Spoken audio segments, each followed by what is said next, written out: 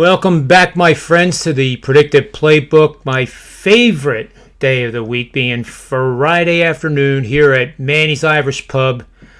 We're here at just a little bit before happy hour actually really starts to kick in here, so it's not that rowdy yet. But I assure you, when this show is over, boy, it really kicks in.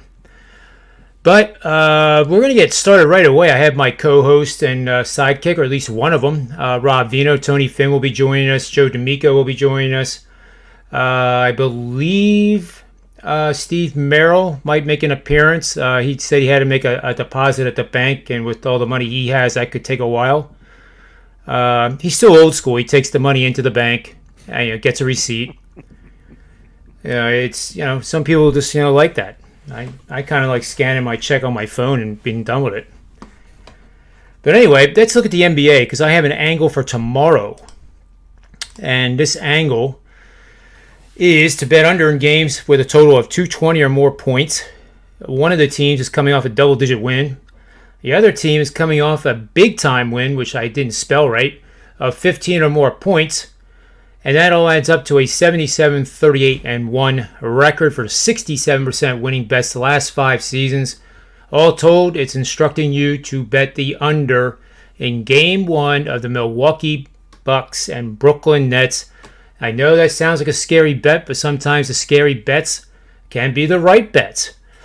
I also will do my best to plug myself because I'm running pretty hot right now, and I have a 5%er going tonight in the NBA. Hitting 69%, 68% over the last 3 NBA seasons. I'm on a 5-0 run in the NHL, coming off a win with Montreal in Game 7. I will have another best bet in the Saturday card for the NHL. And if you use, and this is the only way you get this code, by the way, if you use the $, JR10, you'll get $10 off that $39 5-unit 5%er best bet I have going in the NBA tonight. I'm seeing the card pretty well right now, and I know my buddy Rob Vino agrees with that, and I don't want to jinx myself with the betting gods, but I think if you're ever going to get on board one of these guys and you have never bought a subscription from me or anybody at SportsMemo or WagerTalk.com, I highly recommend it. I don't think you're going to be disappointed, win or lose. These things hit pretty high percentages, but that also means they lose. They don't all win. But over the course of a season, you stand a really good chance of making a significant profit. So that's the betting system of the day for the NBA. And now I can welcome in my good pal and friend, Rob Vino. We're going through a couple of thunderstorms again today. Yep. We just had one roll through in my neck of the woods. It was had a couple cracks, like I almost looked out the window to make sure I wasn't in Austin, Texas. But truly, nobody, if you haven't been to Texas or Oklahoma or even Kansas, where Tony Finn spends 99% of his time, and I say that kiddingly because he's not here, but you haven't seen a thunderstorm in your life until you go through one of those. We get some bad ones here in the East, but I mean, when that lightning cracks in Dallas and Oklahoma City and Missouri, my goodness. I mean, it rattles your brain. It really does. And I love it, actually. So how's your week going, Rob? We're good, John. We're good. Yesterday was nice. The LA Lakers and Phoenix first half over 101.5 capped it off. You have to sweat it the whole way. But Wesley Matthews actually grabs a rebound off a, LeBron James walk across half court, chuck up a 35-foot three right before halftime. Wesley Matthews rebounds and lays it in to get that game over. Winds up hitting 103. A lot of things could have made it easier, for sure. There was a series of technical fouls at about the 30-second mark left in the half. It's beyond me why the Lakers, when you can choose the guy to shoot your technical foul, LeBron marches right up there, grabs the ball, and throws it off the back rim. That was a point we could have used. And then on the other end, Torrey Craig blows the front end of his 2 free throws. So a lot of things went against us. And then in the end, something went for us. So it winds up getting over. Earlier game had Portland and Denver over the 227.5, 228. I forget what it was now. But regardless, it went way over. So at 2-0 night, it's been, it's been good, John. You know that. It's 3 Yep. years running now. It's been good. Yep. And for those that are meeting Rob for the first time, he's back-to-back #1 rankings in the NBA at Wager Talk. And when you do that, among those types of names, you're doing something really, really well and at a very high level. Consistency is, unparalleled. That's the word. So I actually was on Denver last night. So you and I both hit, and when there's a premium pick, we all try to not give that away because our subscribers are paying for the pick. But you had the first half Portland, which was a great call, and then somehow I managed to get a comeback, and Denver wins the game. Yep. So that's always nice when that happens. Yeah, but I think our picks, looking at my notebook here, I know I just I had no reason for starting to do prop bets other than just to provide a little variety. The other, Monday or Tuesday, what it was, but I had myself at 6-1. And last night was we got lucky with LeBron, 29.5. He scored 29. But last I checked, I'm being really sarcastic here, but Booker went way over the total. And that was the only one we had. We have Hardaway going tonight over 17.5. That'll be one of my prop bets. We'll reiterate that at the end of the show. What else, Rob? Am I missing anything? I'm forgetting what Tony. I think Tony liked Phoenix, right? Yep. If I'm not mistaken, I think Tony liked Phoenix. Yep. And certainly that was a wire-to-wire job. I mean, Devin Booker outscored the Lakers in the first quarter and went on from there. So, yeah, it's Anthony Davis gave it a go, right? They tried, but he was obviously way too banged up to even take place on the floor. 2 minutes into the game, he's gone. And from my standpoint, John, I think that I would have preferred no Anthony Davis in that game with a first half total over, because I think the Lakers play with a little more pace. They don't have the ability to score half court without Anthony Davis in the lineup, so they try and get their transition points. Wound up getting a bunch in the second half, right? I mean, the game went over full game as well. I think the Lakers scored 35 third quarter points. So, things happened to work out for all three of us yesterday, because I'm pretty sure, if I remember right, Tony had Phoenix plus the points.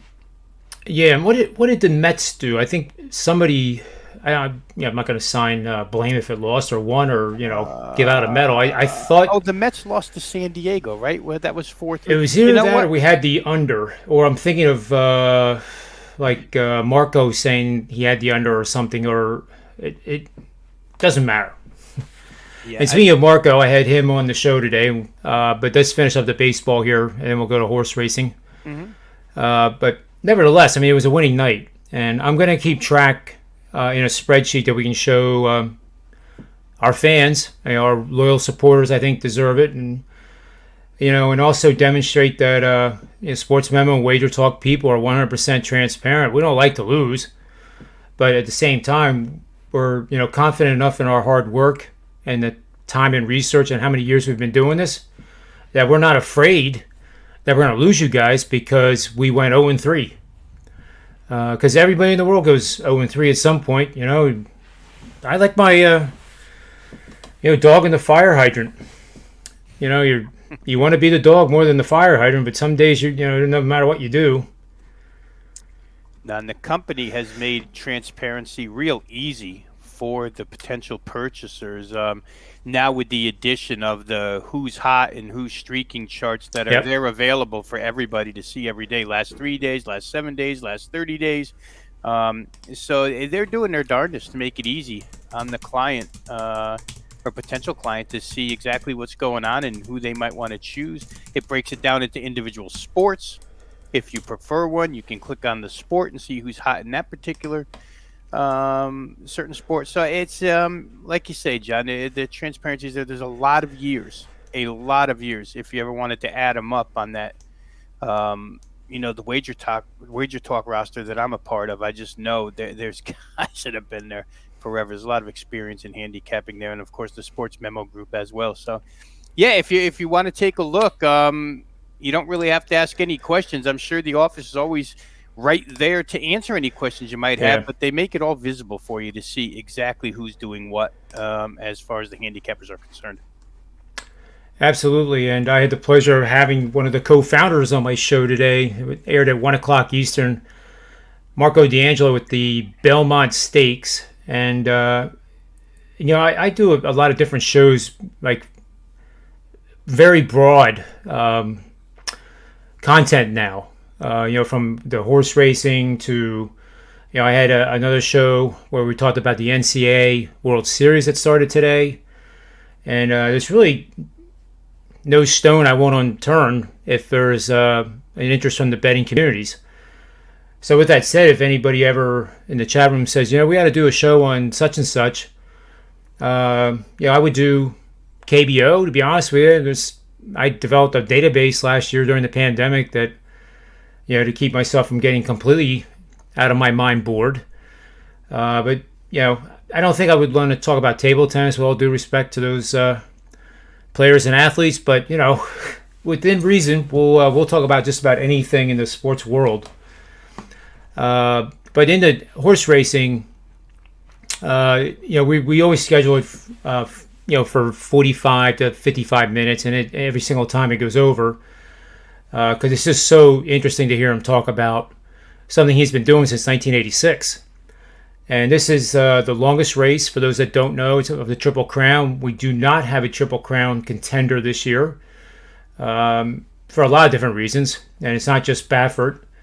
But I did ask Baffert. I wish I would have. I asked. You can tell it's Friday afternoon at the end of a long week, but a fun week. But I asked Marco. Now I understand he's been suspended from Churchill Downs, and to my knowledge, that's the only racetrack that has suspended him for the 2-year period. Now, how do they? I didn't use the word police, but how do they monitor him being the trainer of these horses in his stable, which are a pretty big number, and simply changing the name of the trainer, and it's allowed. So, we didn't dive into it too deep, but it makes me think well, what kind of penalty is that then? He's going to be training the horses on his property, and then they're going to have what Marco says in the industry is called a paper trainer, so that they can enter the events and enter the Kentucky Derby. It's just that we won't see his white hair and his highly recognizable, profile. So and he's still denying it. The second test came back positive. So now he has his lawyers trying to appeal something. And, it's another lesson where even if you didn't know that they were using that salve on the horse and the trainer was using it and they were using too much of it, because it is legal to use. It just has to be out of the horse's system before the race.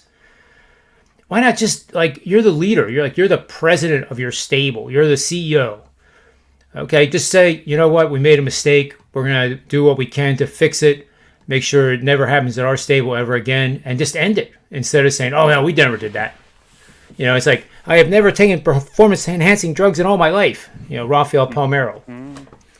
Yeah, it would be interesting to find out what Marco's answer to this question would be, but he, as a owner of horses, if an owner has a horse that he believes is Kentucky Derby worthy for next year, do they scratch Bob Baffert's name off the list of potential trainers and just go to somebody else? How many horses contenders for next year will Bob Baffert lose the ability to train because owners just won't ask him because they don't want to be associated with the Bob Baffert or any of, like you say, the crooked paper trail that might go with that, so that they don't get caught at the end of the line? I wonder how many opportunities, I guess is the best way to say it, he would lose out on. And I'd love to know what Marco would feel if he had a horse, and knowing Baffert's track record, how good of a trainer he is. Would you go to him? Would you go to that crooked paper trail length, or would you just skip him, scratch him off the list, and go to the next guy? There's certainly quite a few qualified trainers and stables. So Bob Baffert may lose out on some opportunities for the next couple of years. I think you're right. I think you're right. As good as he is, I mean, now that it's more than tarnished. Mm. I don't know how.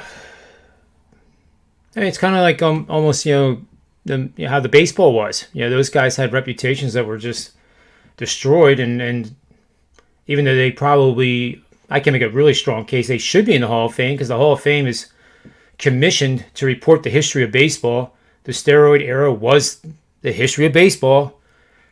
Build a room, put the stuff in there, and get on with it. But again, sometimes we get to be too critical and too lily white, and that's what I thought of Bud Selig, to be honest. But he knew, everybody and a brother knew they were juicing. There was nobody that knew anything about sports that didn't realize that, and it was allowed to go because they were recovering from that strike, the '94 strike year. Okay, I get it, but then don't crucify these guys that just built your brand back up because you, on your watch, allowed it to happen. But that's a long time ago. Well, and to your earlier point, the guys penalized the harshest that will never make it in are the strongest deniers, right? The Barry Bonds, the Roger Clemens, the guys who never admitted. Andy Pettitte came out and admitted right away. I mean, the guys that admitted got a much softer deal with the public. It's a forgiving nation, unless you do something 5-6 times, then no forgiveness. But I mean, once or twice, those guys could have very easily come out and just said, yeah, I made a mistake, I did it. And we might be seeing the sports writers not hold the grudges that they hold against that certain group of guys that deserve to be in, but will not find their way in until maybe a couple decades from now, when writers change and a new breed comes in and maybe votes them in. Yep, I agree. So in the race, I'm trying to find the notes. I might have to come back to this because I think I closed out that PDF I had. Oh no, I didn't. Two horses that he likes quite a bit are Hot Rod Charlie, and the other one is Essential Quality. They're the 2 and 4 horse in a 8 horse race, which is a pretty big number of horses for the Belmont. Usually it whittles down to like 5 or 6. I think Secretariat raced with 5 in that race, and he won by 31 and a half lengths. I don't think you're going to see that, certainly, but the way Marco described it, and the best thing to do is just go watch the show, because I won't do it justice, and I will not be able to spend all the time telling you what he said and how to bet it and all that kind of stuff. But the 2 horse and the 4 horse actually flank Rombauer, who won the Preakness. And I thought that was kind of interesting too, and it's luck of the draw. But Essential Quality, Rombauer won without a lot of these named horses in the Preakness, and now they're there, and Rombauer's 3-1, Essential Quality's 2-1, and the favorite, and Hot Rod Charlie's 7-2. So those 3 horses right there are pretty close together. The horse from Japan that raced in the Preakness is still here. It looks like, in Marco's opinion, the horse will stay here in the United States. That's France Go Diina, and that's the long shot at 30-1. But it should be one hell of a race. Ever since doing the shows with him, I just can't wait for these things. It's like, I'm not going to say it's like waiting for the U.S. Open in golf, but it's getting pretty close. The gap has been narrowed. But Known Agenda is a 6 horse at 6-1. And he did describe the superfectas that with a small field like this, you probably want to pick 2 horses to win, and then do 3 horses on your second level, and then make a decision whether you hit the all button, which means all of them would be in that 3rd slot. And that would basically be guaranteeing you the win if your first 2 levels hit. The way he described it, I think it's reasonably that's how it's going to run. The pace is going to be very much slower than the Preakness. First quarter mile in 24 to 25 seconds versus the Preakness, which is 22-ish. And then it'll build from there. And then it's the one race he said where the jockey and the strategy of the jockey is just immeasurable. One of the jockeys and I wish I could remember his name, had a very serious fall during a training session and fell very hard off the horse. And you know what? I said to Marco, I said, what people don't understand when they watch it on TV is they don't realize how fast these horses are going. They're going 38 miles an hour. And, you know, a guy, like a jockey who weighs, 115 pounds, I guess they weigh. And the horse weighs 1,200. And you got horses behind you. I mean, that's a scary situation. Fortunately, in this, there was no horses coming behind. But the reason he talked about it was kind of funny. He was talking about that a guy tweeted about the fact that jockeys, it was in the aftermath of this horrible accident, and putting down the jockeys, saying that they're not athletes. They barely weigh 100 pounds, and all they do is ride a horse. Well, I don't know if you might know this, Rob, but I didn't know this till the Preakness, to tell you the truth, is when that gate opens, they're holding on to the mane. The jockeys are actually holding, like, literally, I would say I would be holding on for dear life, because the momentum that they're, I mean, it's like being on a Corvette, you know, the speed that they come out of there.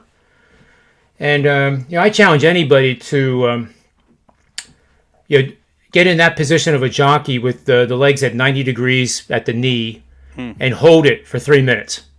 You know, not a wall squat, but just, I mean, how can you not say they're athletes? It just blows my mind.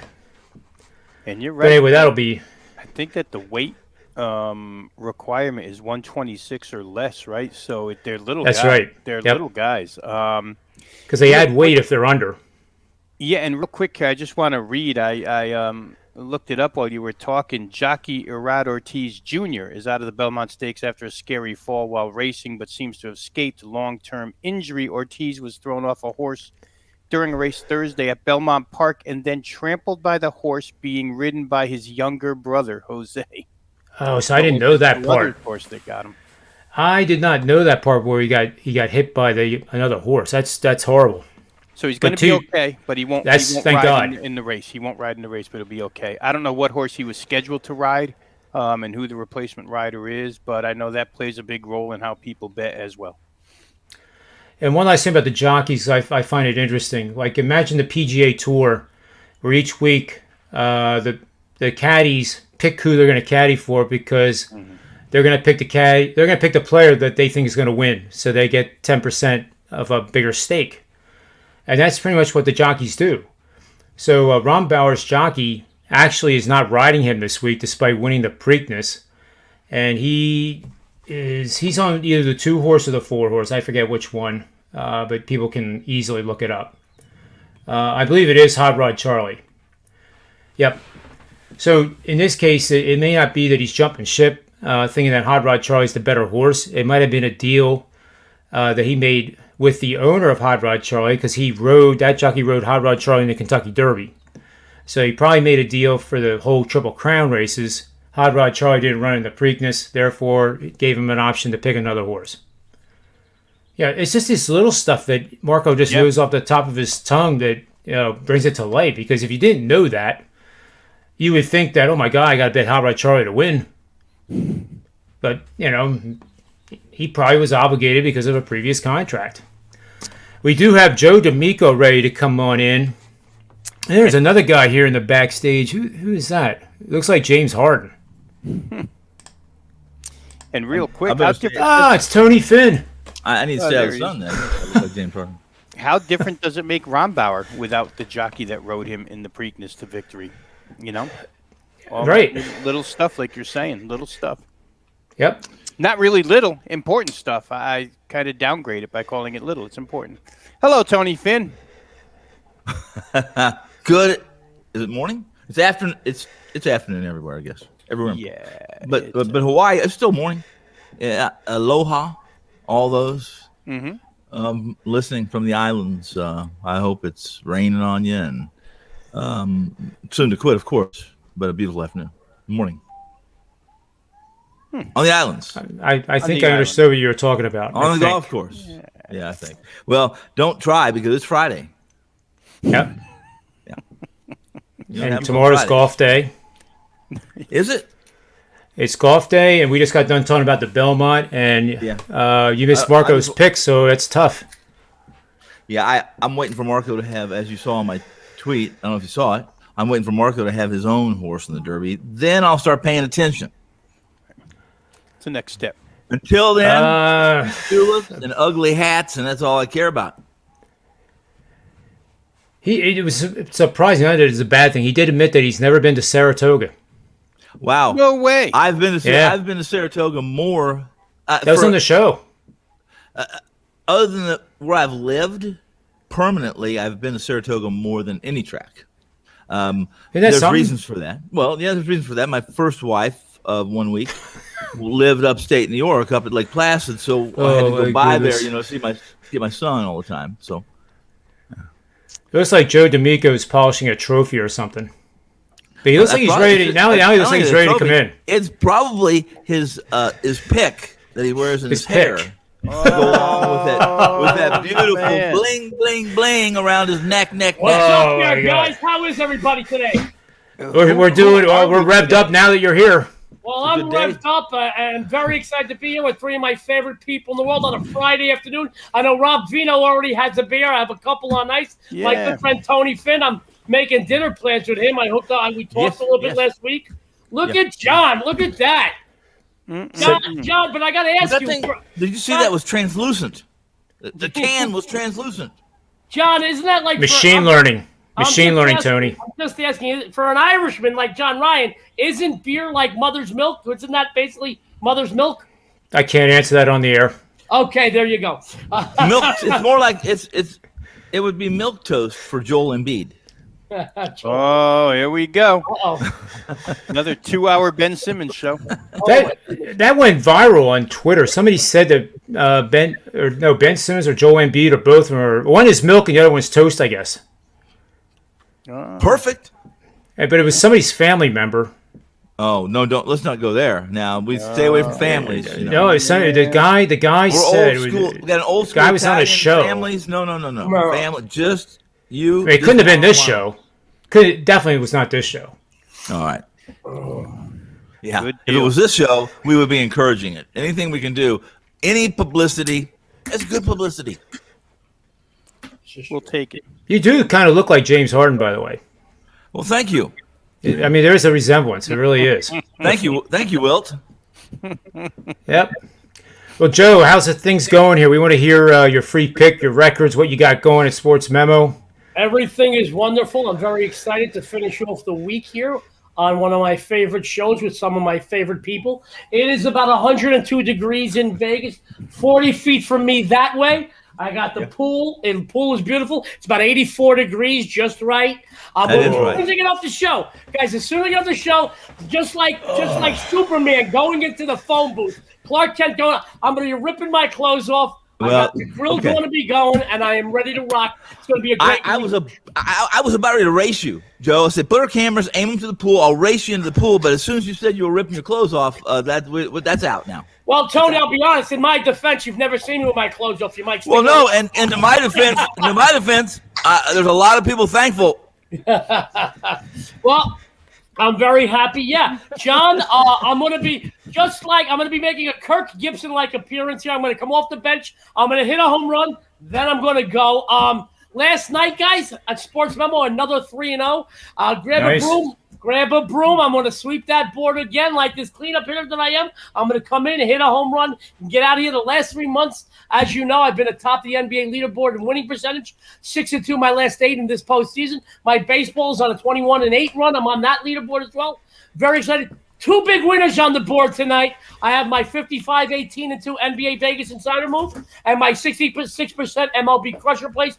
The good people, the great people at SportsMemo. Boy, I was listening to the show. I was backstage. Rob has been saying some nice things, like he always does, about SportsMemo and their transparency. But they also do a lot for us handicappers. They support us. They promote us. The great people at SportsMemo has allowed me to put forth to all the people that have bought me. And I'll tell you right now, last month was my first full month on the website. I don't want to tell you how many buys I had, but let me put it this way. It approached 4 digits, and I was so overwhelmed with the response I had from the people that put their trust in me. That I went to the good people at Sports Memo, and they approved it right away. Go over to Sports Memo right now. Receive the rest of my NBA winners. That's today, straight through the last seconds of the NBA Finals. Every winner I've got, whether it's a game of the month or a game of the year situation, $99. Upon checkout, just use NBA 99. You'll get the rest of my winners for $99. I'm going to tell you now, my games of the month, the games of the year, $100 and $250. So you get every game I got for $99. Now, guys, Kirk Gibson, I'm coming in off that bench. I'm going to hit a home run, and then you'll probably won't hear from me for another 5 days. Sports fans, I want to talk about one big winner on the board tonight. Cleveland is making the AL Central a 2-horse race as the Indians are just 3 games back of the White Sox, guys. What can we say about Baltimore? Now, I don't mean to be comical here. I know I'm a little witty. I know I've got that charm. But no one gave them a chance this season. And yet, Rob, Tony, John, no one gave them a chance this season. And yet, they're still underachieving. They have the worst record in baseball at 19-37. Today, we've got something that we don't normally see. 2 very young pitchers are going. Giancarlo Mejia. I love that name. Giancarlo Mejia. Keegan Aiken. Neither has gotten more than a handful of innings in any outing. But, and I got to tell you, I love a very big but. But Cleveland has won 2 of Mejia's 3 appearances, while Baltimore have lost all 5 of Aiken's appearances. The Tribe are 14-5 the last 19 overall meetings with the Orioles. They're also excellent on the road. They've won 5 of the last 6 as a visitor. Orioles, 1957, the last 76 following an off day. This gets even worse when they face the AL Central, 19-39, the last 55 versus the AL Central. Take the Indians here. They're a short price. I've seen anywhere from $1.05 to $1.10. They're going to win the game. I know that the pitchers are very young, which sometimes you got to, that throws everything else out the window. But the fact that that Cleveland has won Mejia's 2 of his 3 appearances and Baltimore has lost all 5 of Aiken's tells me to tell everybody, take Cleveland, and take it all the way to the bank. Before Joe. You guys say anything else, Joe, would you like to promote yourself before we? I love to. I have to. I'm making a quick hit today. Otherwise, I would have. But Good stuff, Joe. Listen, Tony. Stuff. I lie and I say I'm 5'8". When I had hair, I could tell people I was 5'10". I have a Napoleon complex, as you can see. I wear 4-pound watches and $40,000 crosses with 4 carats of diamonds on them. I have a Napoleon complex. All right. If I was 6'4", 220.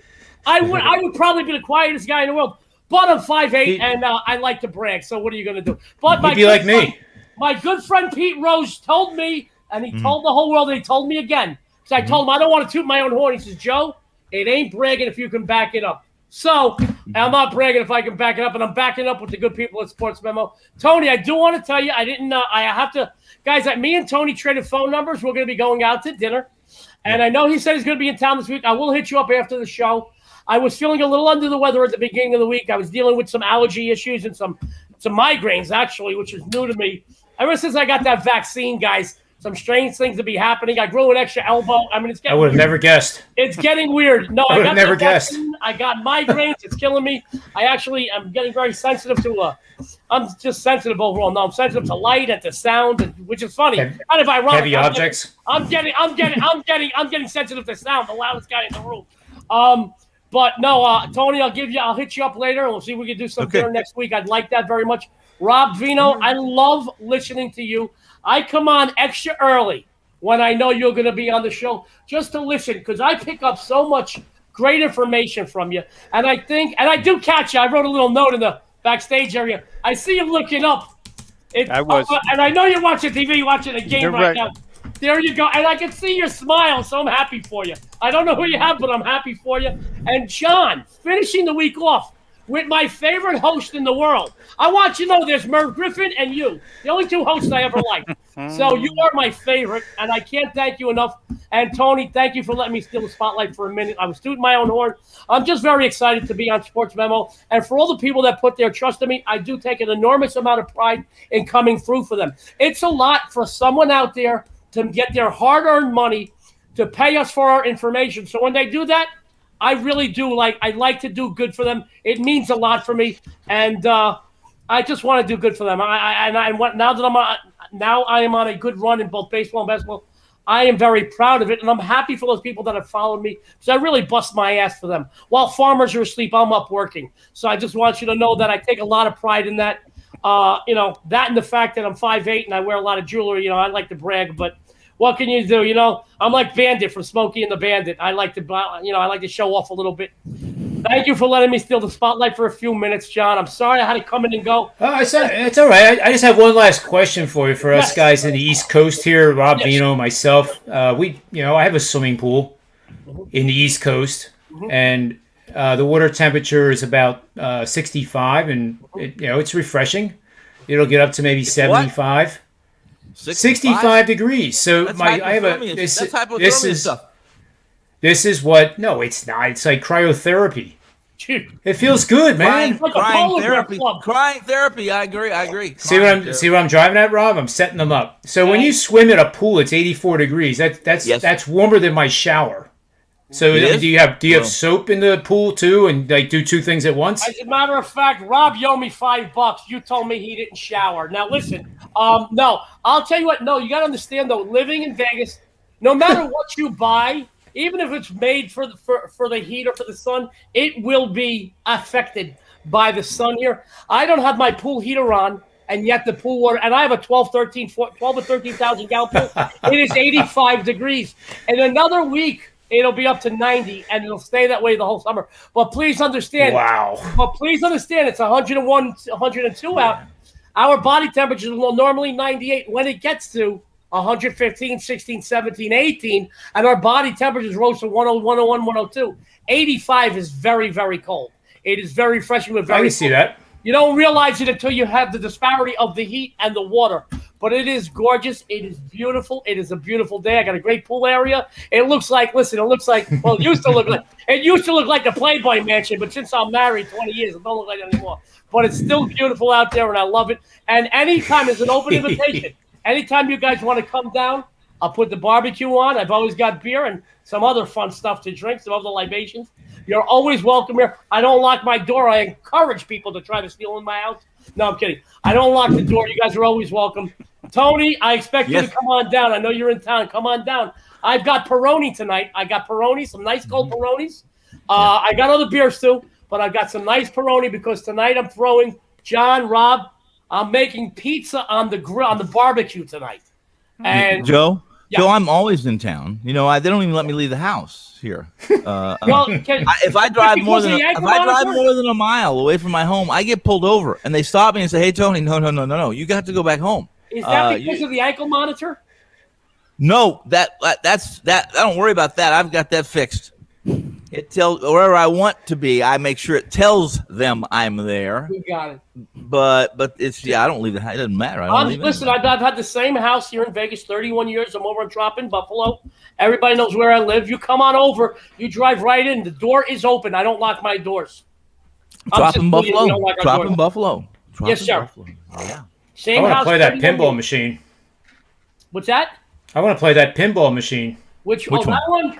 Oh. That's we have a lot of fun in the house. We're gamers too. I got a whole wall full of video games.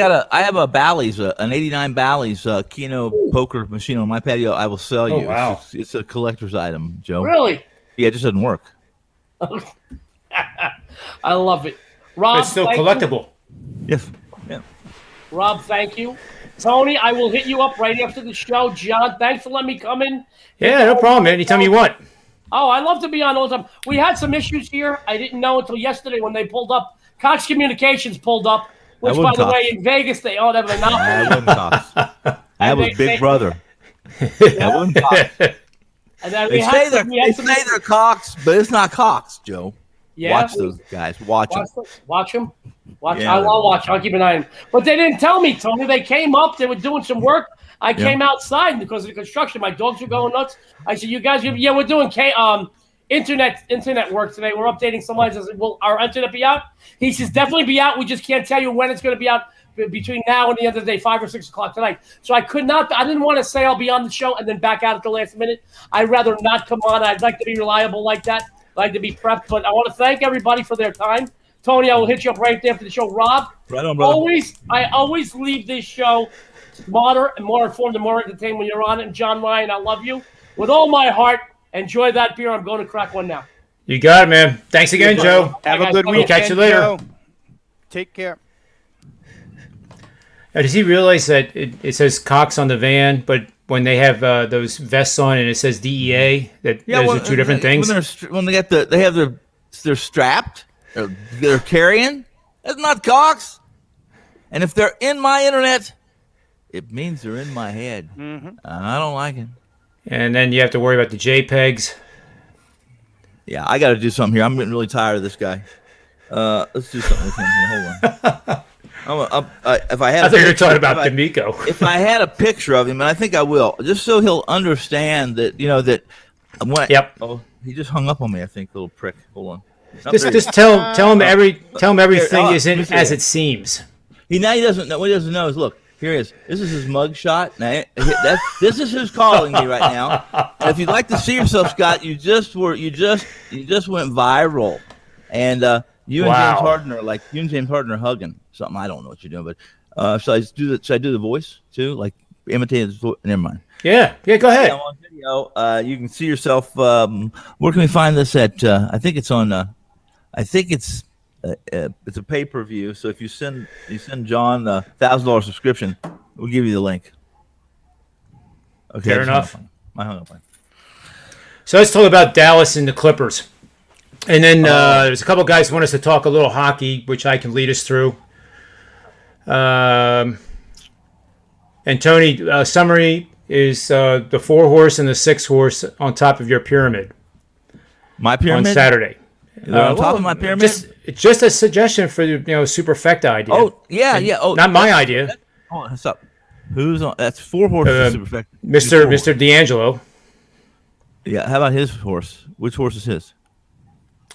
His personal stable is not involved in the race, but he likes the 4 and the 6. But I don't know which one he likes better. But I would have to lean to the 6. Not the 6. It's the 2 and the 4 horse, and he likes the 4 horse a little bit more than the 2. I'm confused now. Is it 4, 6, or 2 and the 1? Which one? No, it's a 6-horse race, and 2 and 4. Is it really a 6-horse race? Yep. And you're playing a superfecta? Well, if it's a 6-horse race and you're playing a superfecta and you don't hit it, and you've boxed all 6 horses, it's time to quit. It's time to quit betting on horses, I'd say. Well, we were kind of going through that. I'm pretty good with numbers, so you can go from. What's it cost to box 6 horses in a superfecta? For $1 box. You can go 2, 3 in all of them. Well, yeah, that's not a box though. Well, that's true. Yeah. Well, you can get well over $1,500. Well, $1 box in this race. If $1 superfecta box, if you box 5, is $120. That gives you $1 superfecta on every combination of the 5 horses that you choose. So let's do this. I will split it with you. I will let you pick the 5 horses. I'll send you $60. You throw in 60, and we will split that superfecta winner, because I'm assuming that we can leave one. You can leave one. You can counsel with Marco, and you guys can leave one horse out that will not finish in the top 4, right? See, that's the kind of crap that scares me to death, because I would be embarrassed if we didn't eliminate the right horse.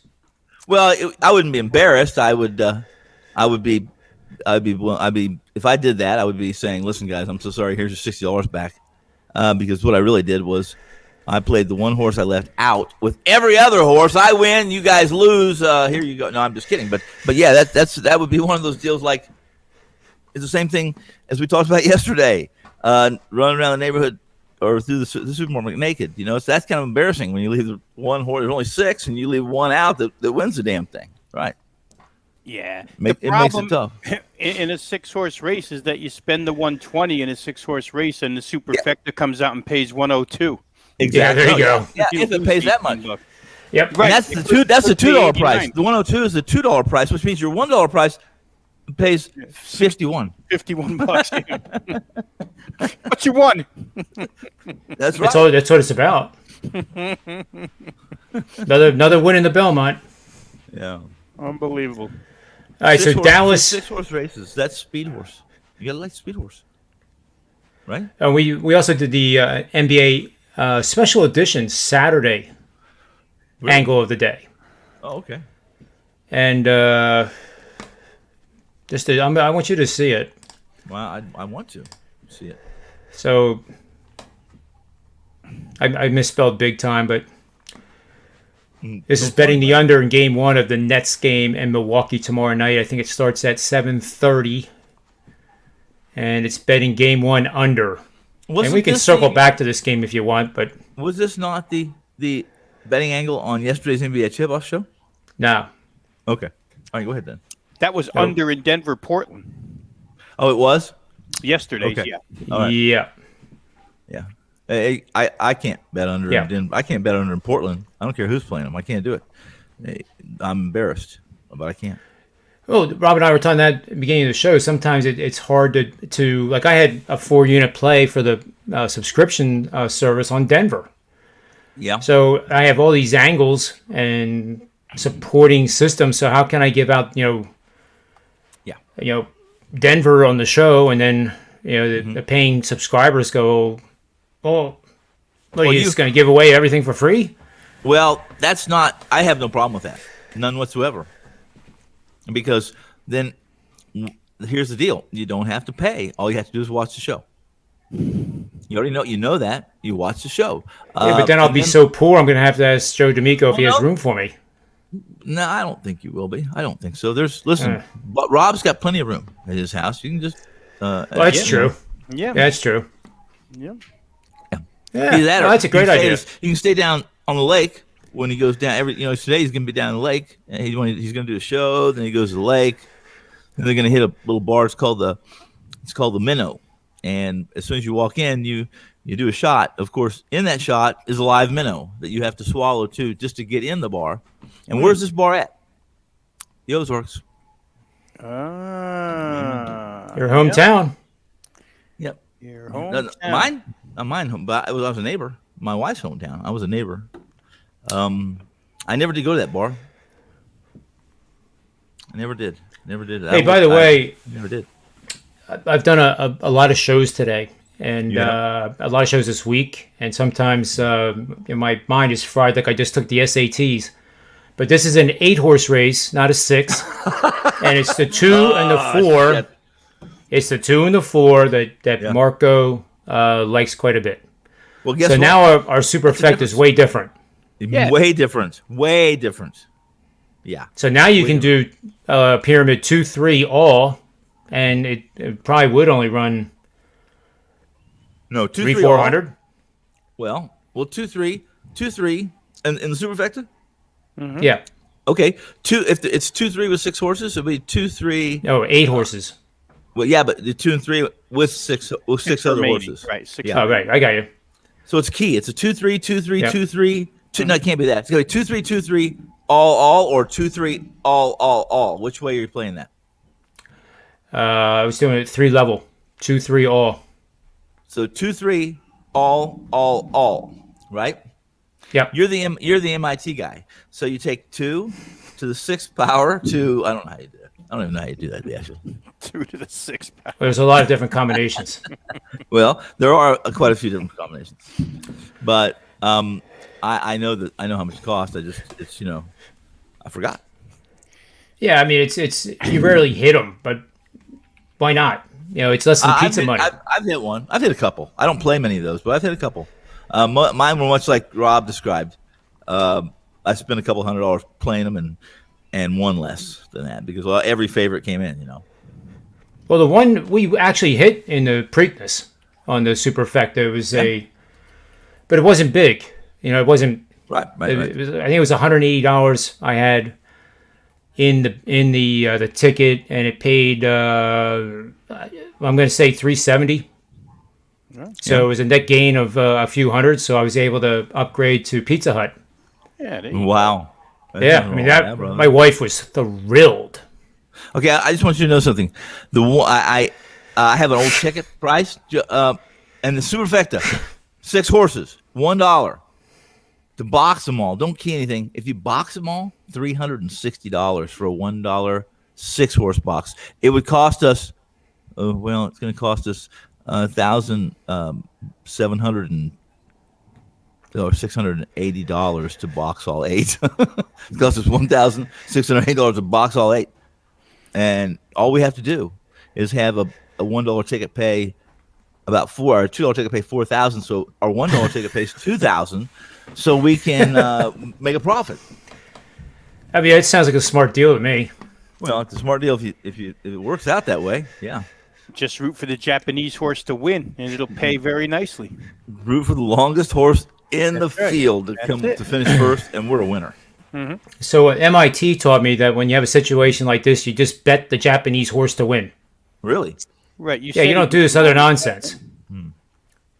If it comes down to that, where you need those two horses to go 1-2, Yeah. then you just bet the two long shots and be done with it. You don't mess around with the other combinations. Right. Okay. All right. Good. No, I'm just kidding. But no, All right, I seriously, apologize. that would be the answer. Well, everybody has it's Friday, so everyone has a date except for me. You guys have dates later on, so I'll try not to get off track here. All right. It's Clippers, right? It's Clippers. Yeah, tonight? Clippers and Dallas. I mean, you guys are liking the Clippers, aren't you? Well, I'm going to pass on this game, but I'm going to give you a history because I have a 5%er on this game. This is my you do? 5%er. Okay. Wow, really? Yep. Okay. Over at SportsMemo.com, and well, I'm thinking if they used they gave me a promo code, the $JR10. You get $10 off that pick. How about that? What's that? I said a bunch of people promoting themselves on the show. Yeah, well, this is like the second time I've ever done it. Well, I'm just saying. But I'm learning from some of the best. One of the best was just on Joe D'Amico. Yeah. You can't keep up with that guy. And I'm glad that I'm 6'3" and not 5'7". Yeah. You can keep it, Joe, but you have to do it like you have to tape it, and you have to slowly play a piece and take a deep breath, and you play a little more of it, and take another deep breath. Joe will, he'll run you over, he'll outrun you. Damn right. Good stuff. So yeah, that's the deal over at Sportsman. I've been running pretty hot, as you guys know, and I don't like hyping things. I like standing on the track records of a season like you guys do, and But I do highly recommend, as I'm seeing the card pretty well, best in the NBA probably in the 2021 calendar year. I can honestly say that. So. Well, why do you guys even need me on the show? Because I have not been the best in the NBA. But we're only talking about this game. But I'm going to give you a history lesson. Okay. The last time a NBA playoff game had the road team win the first 5 was in the 94-95 season, and it was 95 calendar year, and it was the Houston Rockets playing at home against San Antonio Spurs, and some guy named Robert Horry and Sam Cassell, I think, might have been on that team. I could be wrong. Rob's usually good with the names. Yep. And guess what happened? The home team won, and Houston went on to win the World Championship. Yes, they did. So if history repeats, we should be on Dallas, and we should be on the futures, which has to be extraordinarily cheap for Dallas to win the championship. What do you mean cheap? What do you mean cheap? I have no idea what they are, but I'll bring it up. I mean, you mean cheap as in cheap trick, like a cheap trick. Cheap meaning that it would be a great value bet, just in case history repeats. Oh, okay. Well, yeah. I listen. I would agree. I'll look it up if you want to know. I can look it up right now. I'm actually let's see, series lines. Where's the? But what do you guys think about the game while I try to find this thing? Well, I'd like to hear Rob's expert opinion first, please. Well, here's what I did today, guys, on our noontime show, right? Wager Talk today with Prez and Teddy. Had to go through this game. I did not play this game side or total as of yet. I may do it for myself. It may not be a client recommendation. I may do it for myself. But and I don't play a lot of props, right? But I went ahead and recommended Kawhi Leonard over 29.5 points tonight, minus 110. You're not paying any price with him. And a couple of things led me there, guys. First off, obviously, to me, LA was a little bit miffed or confused or just tried to keep running into the wall with the Dallas zone the other night. Missed a lot of shots I should have made. In fact, there's a a pretty good website called shotquality.com, which will pretty much go through and rescore the entire game on probabilities and expectancies of made shots. And 58% of the time when they rescored that game, the Clippers actually should have won. They took the better shots. They missed more shots. Kawhi actually, according to their rescoring and their probabilities and expectancies over what he's done for a season and a career, Kawhi should have probably had 10 more points. So he had 20 in that game, would have put him at 30 if he made shots he normally makes. In the series, he's had a 41. He's had a 36. He's had a 29, which is a shade under the 29.5 we're looking to get over tonight. But if he had scored what he should have scored the other night, would have been 30, would have been 4 out of 5 games where he's right at this number. I think tonight he makes those shots. Guys, the previous 3 games, and I know that everything has to come back to the norm, and Kawhi had shot out of his mind the previous 3 games. His numbers were 38 of 53 from the field, 71.7%, 9 of 15 from 3, 60%. And he's getting to the line on average in this series about 6. He's making about 6.5. He's getting there about 7.5 times per game. So 6.5 extra points from the free throw line. We know he's a good free throw shooter. Some of the mid-range that he missed close to the basket the other night, I figure he'll make in a must-win situation. I think, Tony, it was you the other night who said, or last night, I think when we were talking about it, you only scored 100 against Dallas. What the hell are you doing if you're only scoring 100 against Dallas? Yeah. And those points have to come from somewhere tonight. So it probably comes from the leaders, from the stars here. Mm-hmm. The zone could still be effective, and Dallas could still win the game. I wouldn't, talk anybody off of that whatsoever. But I think in the personal case of Kawhi Leonard, 29.5, he probably gets there tonight. I think he'll make his shots. He showed the 3 games before that he finds openings no matter what Dallas presents. And, they have to figure out the zone a little bit. But I don't know. After looking at that shot chart, guys, and Tony, I know you're big on points in the paint and where these shots are coming from. And after looking at that, you scratch your head a little bit and say, Kawhi probably missed some shots that he shouldn't have, that doesn't normally miss. And if he gets those same shots tonight, I think he probably gets over 29.5. So that's where I went with it. You need some volume too, right? You have to have field goal attempts to get over 29.5. And Kawhi's averaging 19 a game in this series. He's such an efficient player. 19 doesn't sound like a big number compared to some other stars in the playoffs, but he's pretty efficient with his stuff. So give me Kawhi Leonard over 29.5, John. I could even use that as a show best bet. I used it, like I said, on Wager Talk today. I think he's going to get there. The game, though, I don't know. Does it continue to be all road? Does LA rise up? I can understand arguments on both sides. I really could. Can they stop Luka? Probably not. So we'll see what my pal to the are you to the right with this way has to say. Go ahead, Tony. I played. Here's the deal. I do have a play on the side in this game. I do have an opinion. I will leave that opinion on the side, and I'll do what you did. I'll tell you, I played 3 props from this game, Rob. 3 of them. Nice. Yeah, all plus props, all plus money props. Mm-hmm. And 2 of them are with Kawhi. They aren't points, though. Well, they aren't points. Over 2.5 3-pointers, plus 151 for Kawhi. I think he's going to – I think to your analysis – that you still believe that Dallas is going to say, listen, show us you can make a shot. Well, I mean, they're the best 3-point shooting team in the NBA on the season, the regular season. They haven't been in the playoff in postseason, but we know he can make.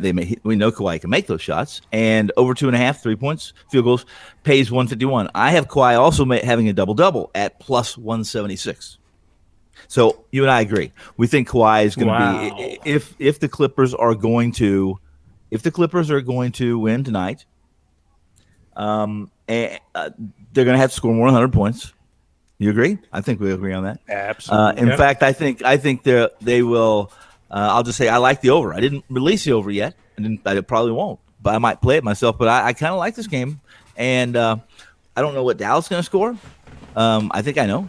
I released the side, but I like Kawhi in those 2. I like also. I played the third prop I played was Jackson, who again, right. I have intel that he will start in place of one of our favorites, Patrick Beverley, and over believe this, over 2.5 3-pointers for Jackson is only I got plus 105, but I see right now it's minus 110 now.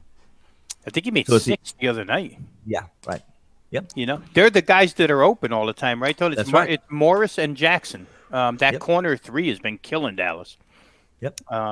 Kawhi, for what it's worth, was 1 of 7 from three-point land. Last game, like I say, the 3 games before, he was 60%. You don't see 1 out of 7. In my estimation, you're not seeing 1 out of 7 out of him again. No, I thought plus 151 was a not just fair price. I thought it was worth pushing in on, so I did. Yeah. It's funny we both went that route with Kawhi rather than with Paul George. I looked at Paul George. I said, "Nah, I trust Kawhi more." Oh, I don't just trust Kawhi more.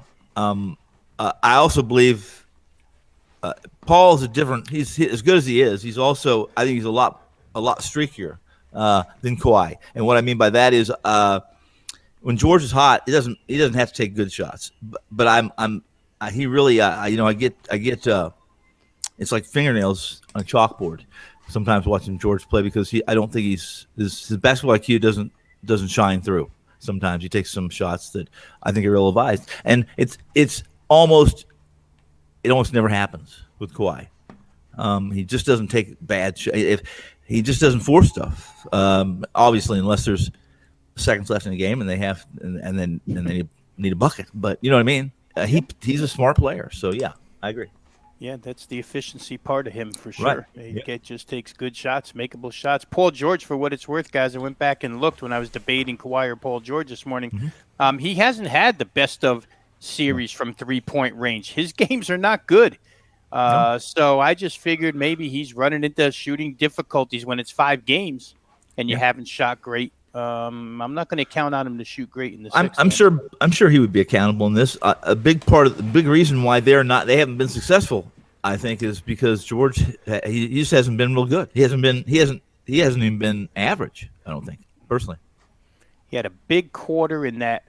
Yep. I think maybe the first game that they won, right, in Dallas. It was like the middle of the first into the middle of the second where he couldn't miss. Game 3, yes, exactly. Yeah. And other than that, it's been kind of hit or miss. It's been average for Paul George standards. It's been average. Yeah. So I expect more from George in this kind of a series where I think if you look, I haven't looked at the shot charts, but I would bet I would wager, guys, that as far as pressure goes, I don't think those were heavily guarded shots that he's missing either. So that's just my opinion. I could be wrong. we saw a bunch of those the other night. Tony, I was in that That's boat for with sure. you the other night with the over in this game, and there's 63 points at the end of one, and everything looked good. And we talked about this actually yesterday, so I'm rehashing old stuff. But Dallas throws up a 21 and a 16 in the second and the fourth, and they scored 68 in the first and third, and they scored 37 in the second and fourth. So let's throw this on top of that. That's a great point. I didn't bring that up, and here that is what the Clippers did. Could not be more accurate. It's if you don't believe us, check the internet. It's on the internet, so it must be true. And they won with those two quarters. Right. What? That's how bad LA was. Yeah. What? Yeah. Dallas missed 15 of 17. There was a string of 15 of 17 misses in the fourth quarter, and LA still couldn't catch them. They were not quite as bad, but they were pretty bad. When you can't catch a team that's shooting like that. Hey, it wasn't until those 2 threes by Finney-Smith and Kristaps out of the corner with 2 minutes or less left in the game that Dallas actually got themselves to 12 points for the quarter. They only had 6 points for the whole quarter. Absurdity. And Luka played a bunch of it. So, well, how many?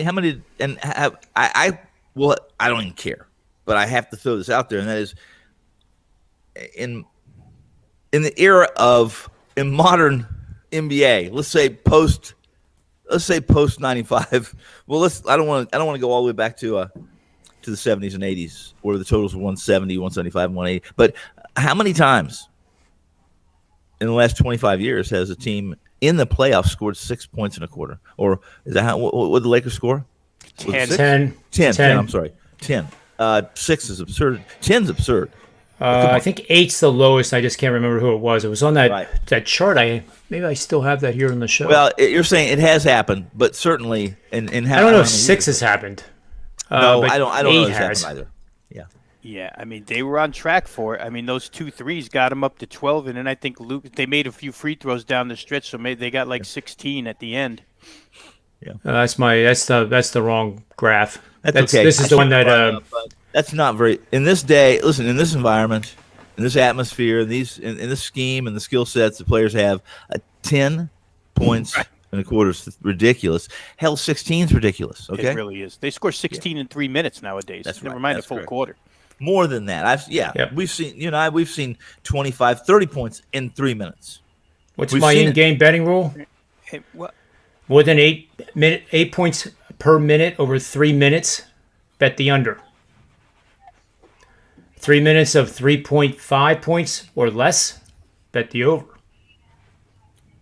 And when you're in game live, you mean that Yeah. you believe that the books are going to overreact to that or underreact? Okay. Right, you go contrary, and also you usually get a timeout.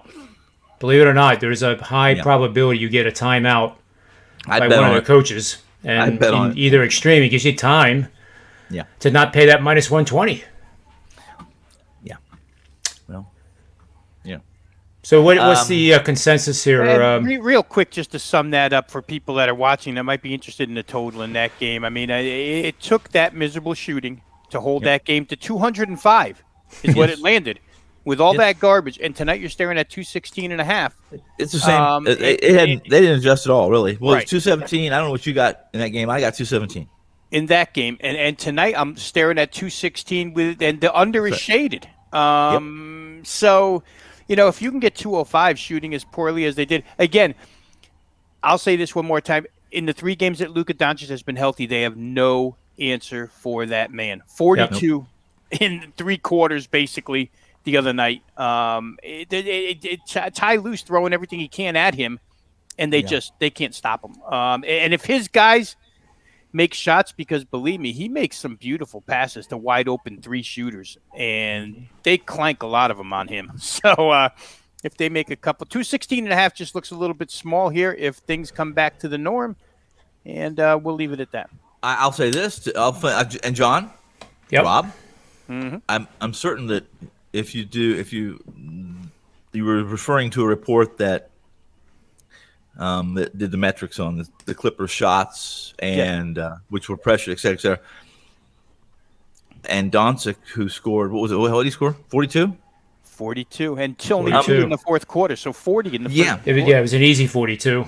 Well, I'm guessing if you look at his personal chart, he probably should have scored 55, 54. He missed the shot. He missed some layups and some bunny, a floater, bunny floaters that he normally hits. Right. There's no question. He still got into the paint at will.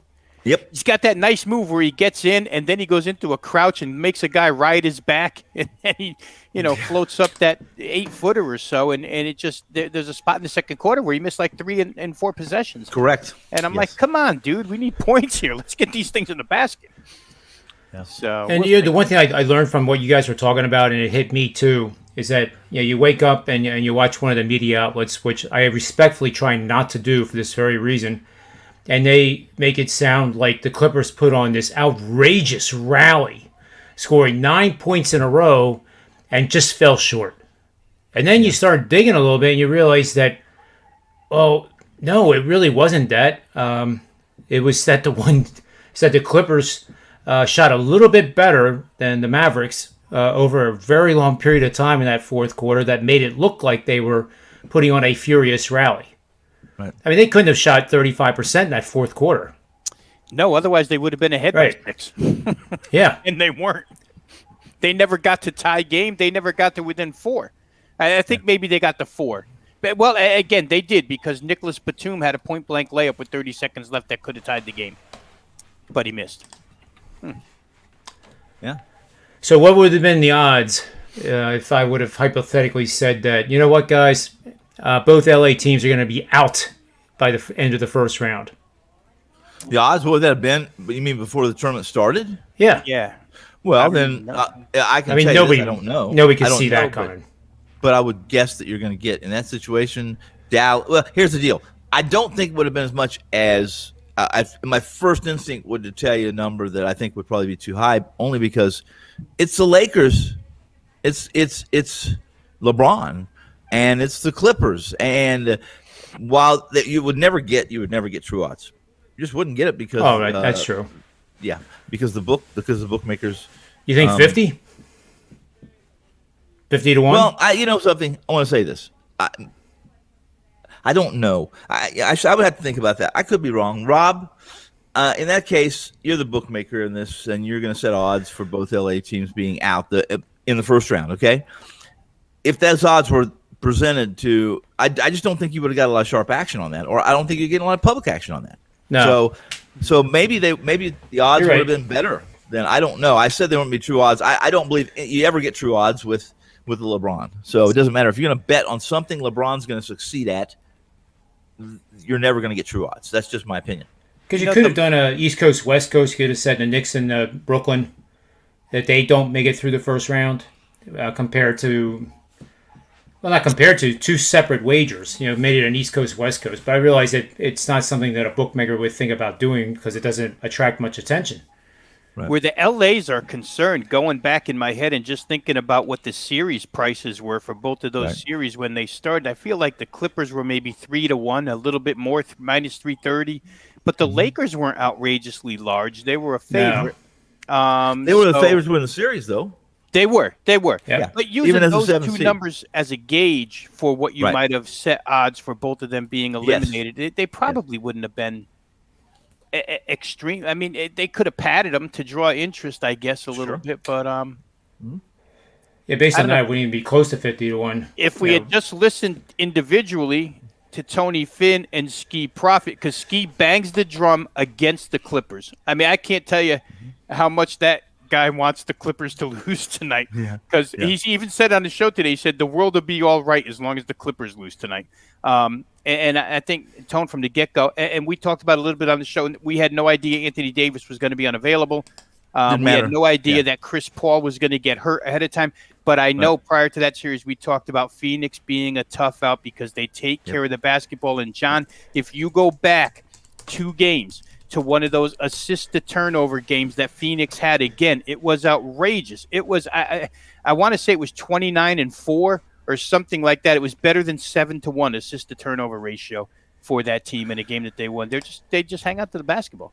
Did you watch any of this? Did you watch the full game, Rob, John? Last night I did, yes. Last night I did, yeah. Okay.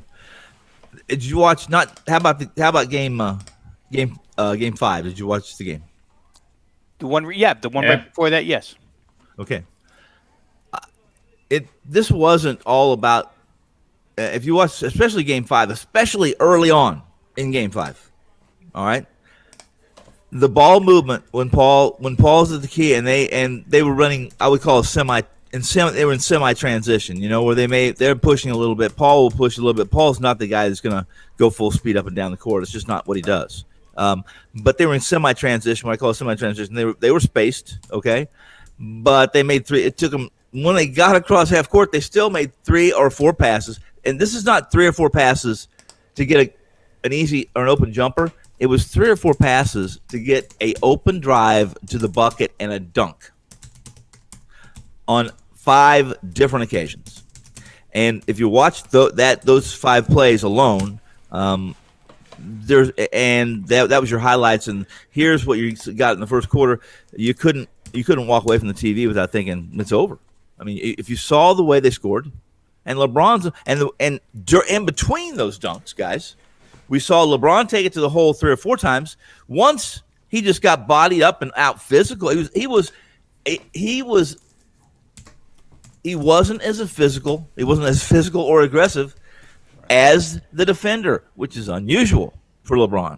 He puts himself in a situation where he's going to win that physical confrontation typically because he's smart. I saw him get a shot blocked once, and let me tell you, he didn't. I heard Ski, and I heard a lot of people say that these were bad calls. If LeBron isn't jumping up and down and demanding that he get respect, then there's a pretty damn good chance that he knows it got blocked. Yeah, Jay Crowder swallowed one last night for sure, and then end of game, 2.5 minutes left, 3 minutes left. He didn't get a foul call, and he didn't come back to the other end of the floor. You never saw him in the picture again. He pouted for the next 2 minutes. Yep. It wasn't really, to me, Tony, it wasn't really until the beginning of the third quarter last night when they scored 35 that LeBron James really, that's the one quarter where he went downhill. But you're right. In the first quarter last night, he would get into the paint and become a passer. And I mean a willing passer. He wasn't looking to get to the rim like you would expect of a guy who's supposed to carry a team. I don't think he's right. I don't think his ankle is still bad. I don't think he's right, Rob. I just don't.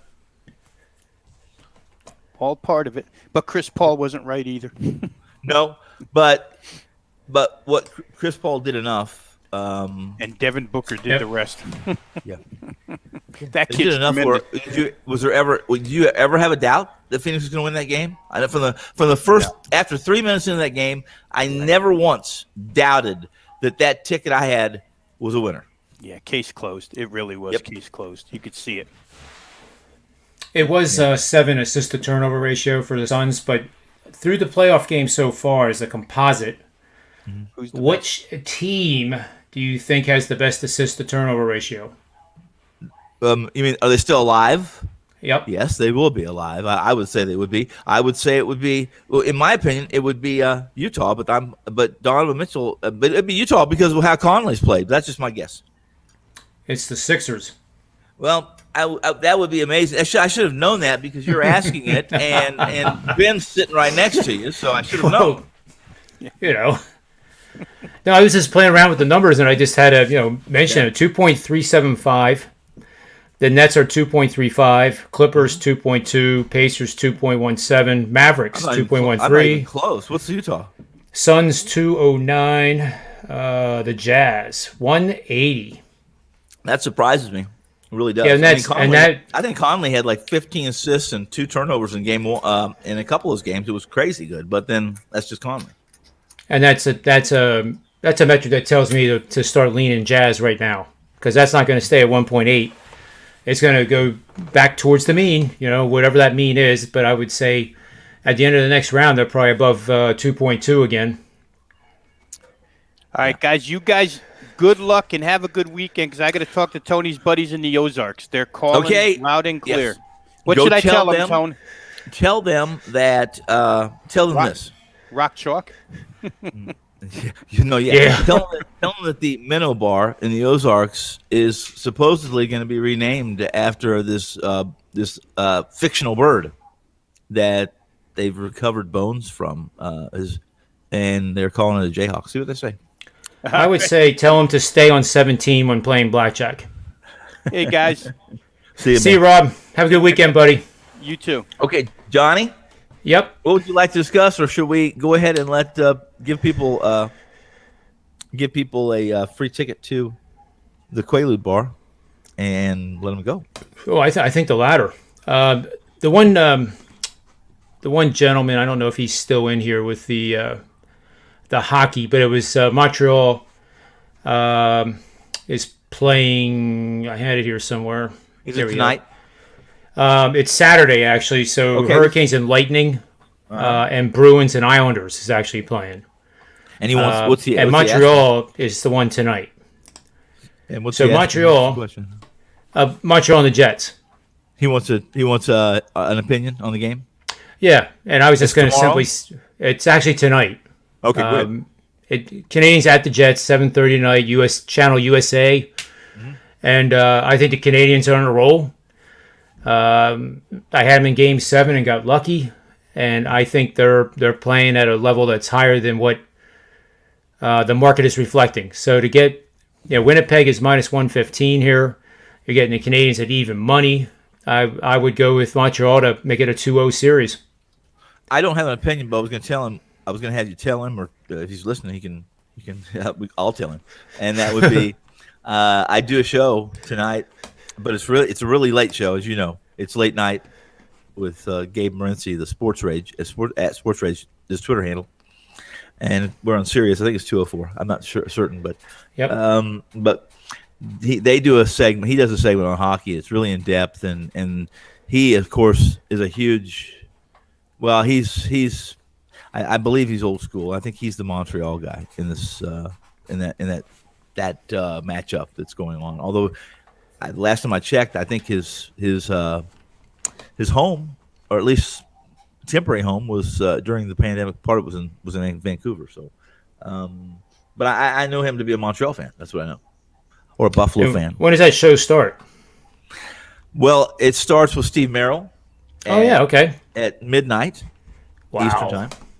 I'm on at 1:00 Eastern, and Merrill's on from 9 to 1. I'm on from 1 to 2 Eastern, 1 to 2 a.m. Of course, it's not that it's it's only 10 to 11 here. See, yep. So, yeah. Yep. I mean, we still haven't even had dinner and been in the pool yet at 10 o'clock this time of year. So, well, we know one guy that says he's in the pool. Yes, sir. And what was his free pick anyway? Wasn't it Cleveland Indians, wasn't it? I thought it was Cleveland, but I couldn't tell what he was talking about the other team. Or I think it was he likes Cleveland. I don't. Okay. No, I shouldn't say that, but it's pretty simple. I think you're right. Yeah, I mean we can find out right this second. You want to find out? No. It's all right. All right. We can re-listen. They can listen to the show on archive if they want to know. Yeah, there you go. And your free pick is what? My free pick is over Hardaway 17.5 points. Okay, and Robbie's pick was over 20.5 Leonard. Tony Finn over 2.5 threes by Leonard plus 150, which I like that a lot. Right. And then a double. I actually have DraftKings at plus 190. Right. And I didn't. Yeah. Yep. And that's another. I don't want to say no brainer because whenever you say no brainer, they lose. The number's nice. Yeah. Oh, the number's sweet. Yeah. I mean, if the Clippers are going to win, Leonard's got to have a double. I mean, I think this. It's either Kawhi or George have to have one of those two have to have. They got to be they have to be significantly above what they would do on an average night. They just have to be in a situation tonight. So, yeah. And on a final note, the golf is really kind of messed up because some of these guys haven't even teed off the second round yet. Yeah. Because of weather. That's messy. It's messy. Yeah. Yeah. The guys who played right up to the horn yesterday before the storms came through really kind of took the brunt of it. They were several of those guys went bogey or worse. Yeah. During those conditions, but that's the luck of the draw. How's Daly doing? How's John Daly doing? He's not in this event, but man. Wait, let me pull up the senior tour. I mean, how is then how is Mickelson doing? Mickelson is resting. I thought he was going to be in this. I'm sorry. I thought he was going to play this weekend. He played last weekend. I don't believe he's playing this weekend. I'd be really surprised 3 weeks in a row. With U.S. Open's 2 weeks from now. So you're not going to see him next week either. I find that surprising. See, unless the courses, typically they have courses that are lead-ins to majors that are in some way, fashion, or form similar to the at least in course, etc. Or am I incorrect with that? No, you're absolutely correct, especially with this venue because this one has always been 2 weeks before the U.S. Open, and it's Jack Nicklaus's course that he designed, and they revamped it. They made it so that the rough is way nastier, and the fairways are much tighter, and the greens some of the greens they shrunk.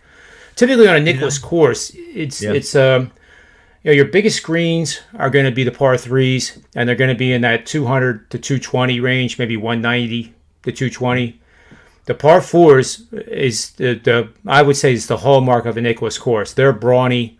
You got to bang it. You got to be accurate, and those green sizes are kind of medium. And then the par fives, some of them, are reachable. They're the easiest holes in the course, but the greens are the smallest. Yes. And typically, the pin placements are not the easiest. Right.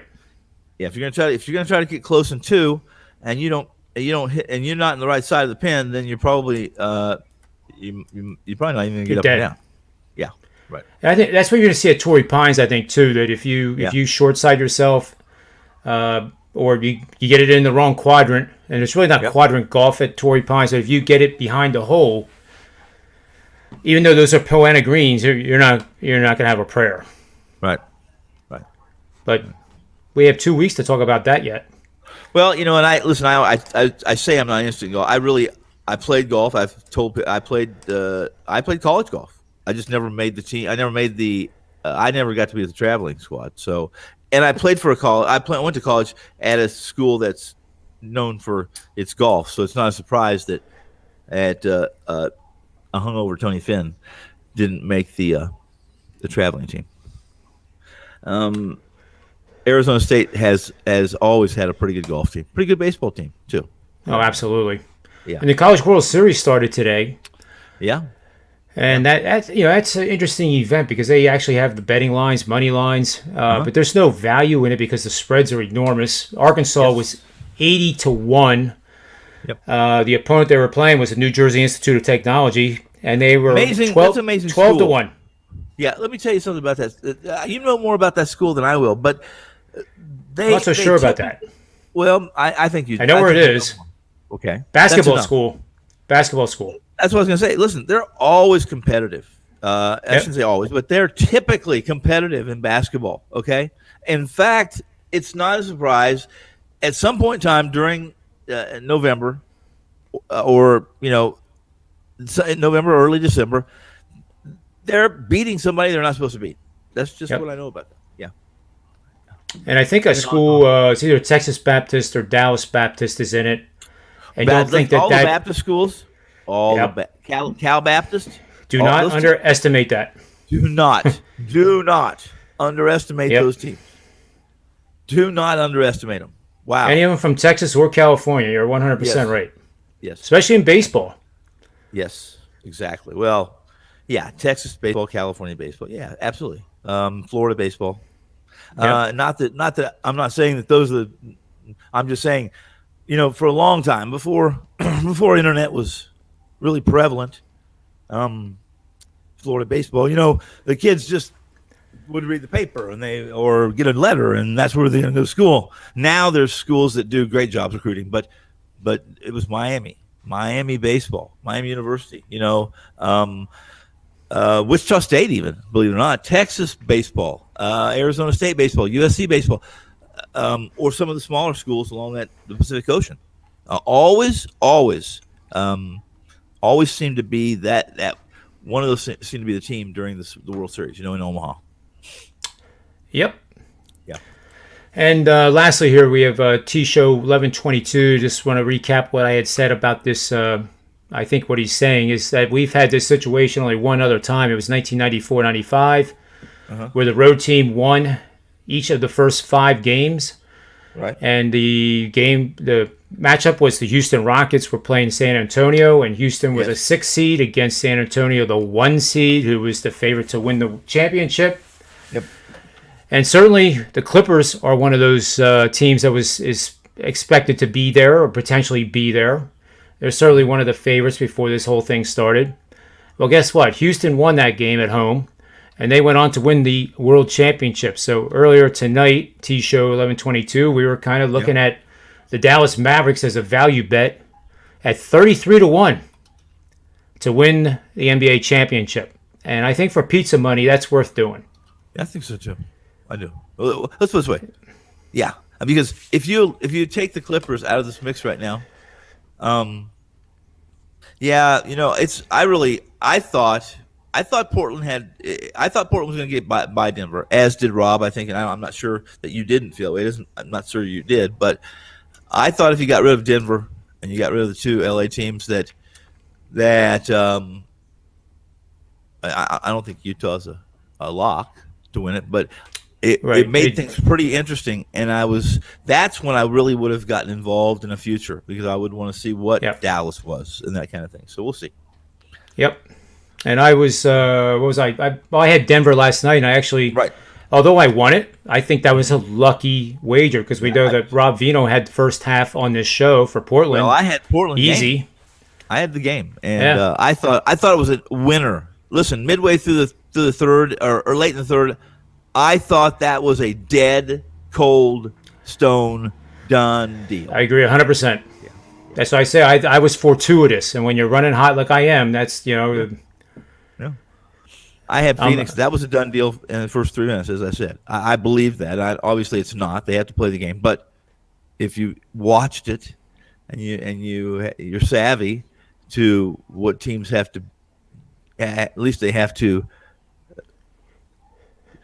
somehow visualize. You could just see it. It was just listen. You could see that with the Lakers in Game 1 of that series. Now they did come back and play a little better in they played better when Doncic. Really, it's the only game they played when Doncic couldn't turn his neck. That game was Game 3. I was on. That was the only time I was on the Lakers because I know that injury.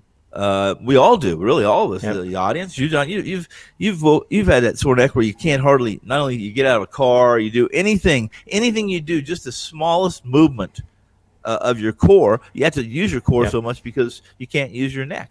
Your whole upper body turns, your whole core. It's tough to play basketball. It's tough to do anything, let alone. Yeah, that's true. Let alone be elite on a hardwood court with a bunch of circus freaks. We have great followers. Look at this. I mean, how many shows can actually say they have a not a follower, but a viewer in the chat room saying thanks to us? For what we do? Well, we answered his question about the the road team winning all these games. Oh, yes. And, is there any history behind it? Thanks, John, for that. He's the one with the data. Oh, no, I mean, it just, it really hasn't happened enough. You can't really base it on that one series, but it is kind of enlightening. One game tonight, guys. One game. Yeah. All right, Tony, I'm going to let you go here, but thank you, John. Have a great weekend. We're back at it Monday, and we'll have answers for all the questions you asked today. We'll have the correct answers to them. And I will do a play of the day. It's the betting system angle of the day on Sunday.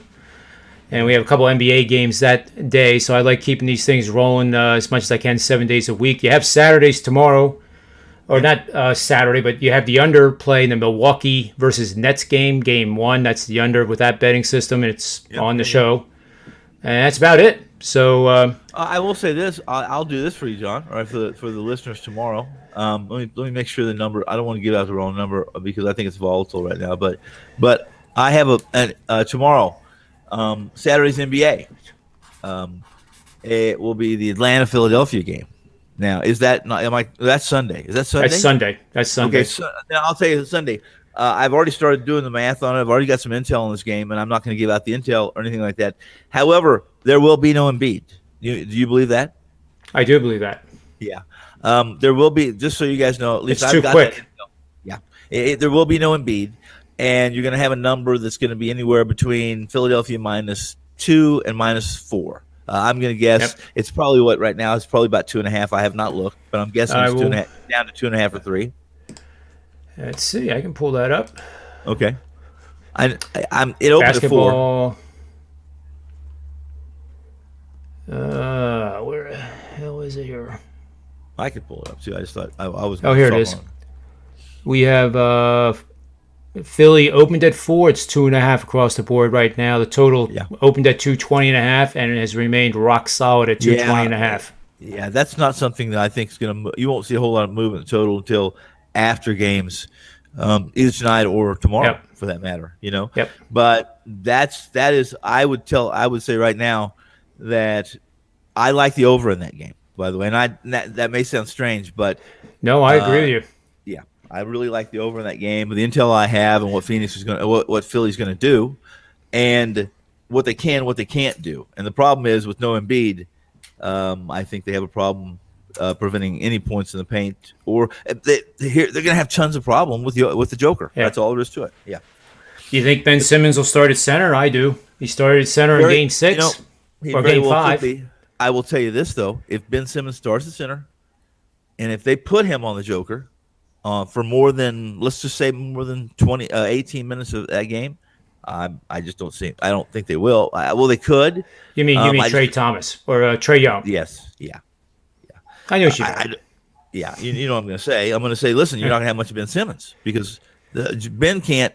I mean, as good as he is defensively, right? I don't know. I just don't know. I know this, and that is that I think points are going to be plentiful. That's all I'm going to say. Yep. Yeah. Love it. See you, buddy. All right. All right. See you, Tony. Appreciate it, man. You bet. I guess we have to close it the right way because it's bad luck if we don't.